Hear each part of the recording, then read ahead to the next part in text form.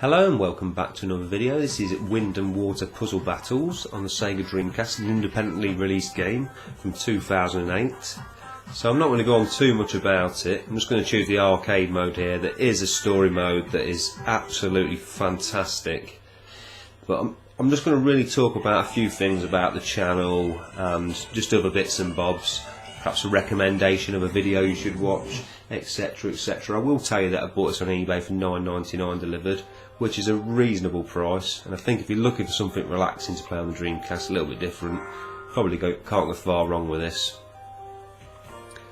Now, I'm just going to talk briefly about comments. I could well be answering comments that have been made on my video rather than playing this game, but everything in moderation. Just want people to know that comments are important to me. I do read the comments, and I do generally check my YouTube every single day. So if you do make a comment, the likelihood is that I will get back to you. There is the rare occasion when I don't, mainly because I've missed it or forgot about it, or just life's got in the way in general, but you'll probably find that with most people's YouTube channels. So next thing I'll talk about is Pete on a retro tip. Made a brilliant video today on sub for subs. When people, say, "Oh, sub to my channel" and all that business, and I totally agree with what he's saying. I just found it really amusing. I think it was a brilliant video. I would definitely recommend checking that out. It is annoying when people say all that sub for sub stuff. It's also annoying when people make generic comments and they're not even watch the video, just try and get you to go and watch their stuff. But that's probably a story for another day. But these things go on. It's been going on for a long time, I suppose. I personally just ignore sub for subs. In fact, even people who've got good channels may say to me, "Check out my channel." I'm that lazy. It could possibly be years until I actually do. But yeah, if you think I should check out the channel, maybe mention it, and then maybe I will check it out. So the next thing I'm talking about is CRT capture. I know Gus Newton keeps going on about it. Basically, how I do it is I use a web camera and I adjust the gain and the exposure, and that's the only way you're going to get rid of the lines off a CRT television. It does take a little bit of setting up with each game, but once you get the hang of it, it's not too bad. Although obviously it's far easier to just capture from an LCD or use a capture card or whatever else you've got at your hands. Next one to talk about is gameplay videos. Obviously I've made a lot of gameplay videos. You're probably talking over 200 at this point.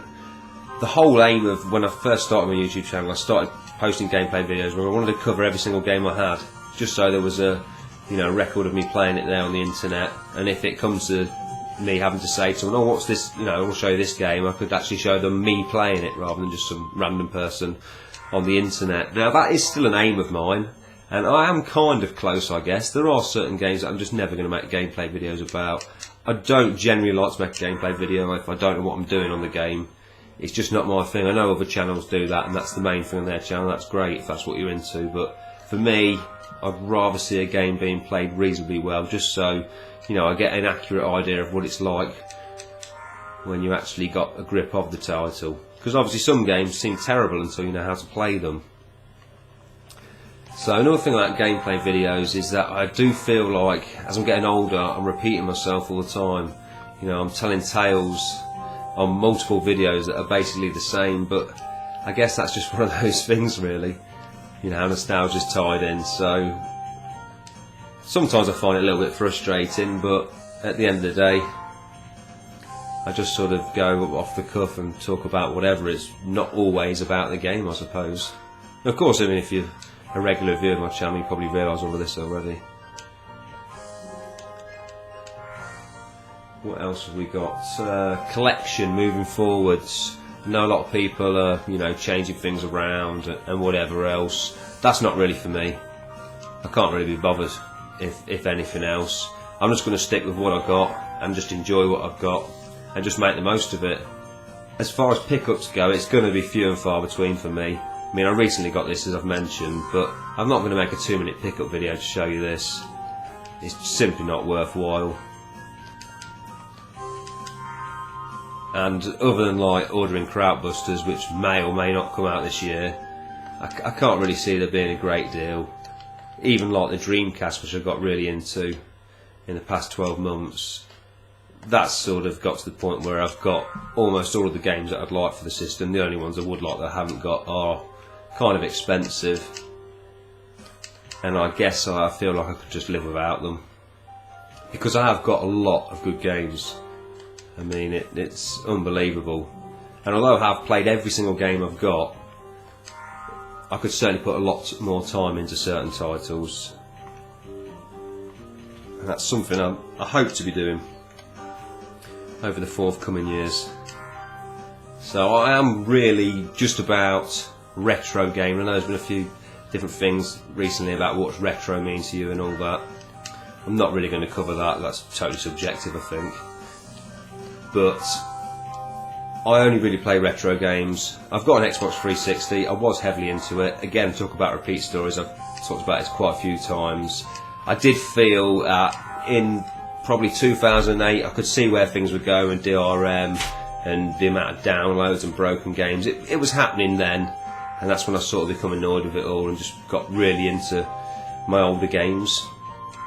And that's really what it's all about for me now. If I play a game, it's always a game up here, it's always an old game, it's always something that's at least, 15 years old. So obviously, the modern day platforms are fantastic if you want to play online or you want some real high fidelity graphics. But to me, graphics, I've seen amazing graphics. I've been gobsmacked so many times now that it's not actually as impressive anymore to me. But whatever floats your boat, I guess you'd say. I actually wish that people who complain about modern day gaming platforms and everything would actually, vote with a wallet. And I don't mean go down to the ballot station and stick your wallet in the box. But what I mean is, don't buy into it. If you hear that there's a day one patch for a game, don't buy it. That's just simply inexcusable. What happens if you've not got the internet, etc., etc.? It just kind of annoys me that people moan about it, but yet they're the very same people who support it. And that's not a dig at anybody whatsoever, that's just a personal thing how I think about it. And obviously some people say, well, it's nice to talk about, isn't it? You've been moaning about eBay, and that's true. I like to have a good moan, so I'm not going to criticise anybody else for doing it, but if you support the bullshit, it'll carry on, won't it? That's fairly obvious. So, yeah, I think I've about covered all the things I've wrote down on this piece of paper I'm briefly glancing at. To be fair, I don't think I made a better job with a piece of paper than I would have just doing it in my head, so, it's the thought that counts. So hopefully you can sort of see how this game plays. There's been many titles like it before, although this has got some added depth, different ways you can arrange the elements. You can actually clear every single one on the screen if you do a specific thing. I am very green on it, so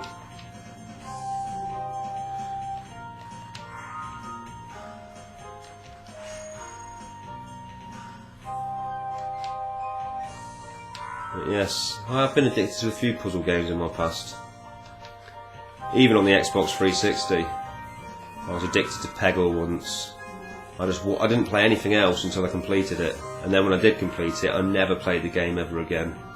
I think I've got a bit of an addictive personality. It's why I've never played things like World of Warcraft, because although they sound really cool on paper, I think in reality, just a little bit too intense, a little bit too much involvement.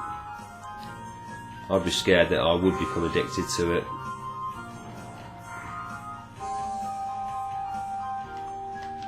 Of course, I've got to mention the music in this game that's eventually coming to a close. I don't know how long we're in here. 9 minutes 13. So not bad for a musical track, 9 minutes 13. Now this game is actually available for free download on PC and Mac, so if you go to the official site, Windwater Puzzle Battles, you can actually download this and play it on your computer, which I think is really cool. It's also got this really brilliant feature where you can actually send the developers a photo of yourself and they'll put you in the game. They'll make the pixel art for it. I mean, that is some severe commitment. I've never heard of that before, but kudos, I guess you could say.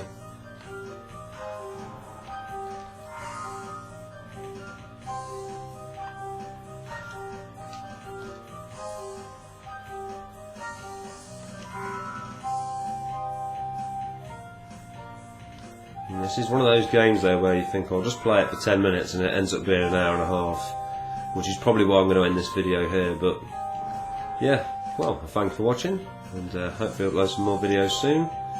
And if you got a Dreamcast and you fancy a puzzle game, I reckon this one's worth a go.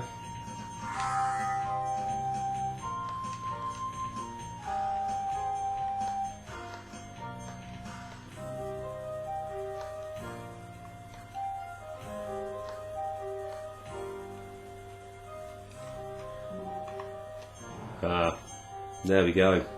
10 minutes 9 seconds. That's the longest I've ever lasted.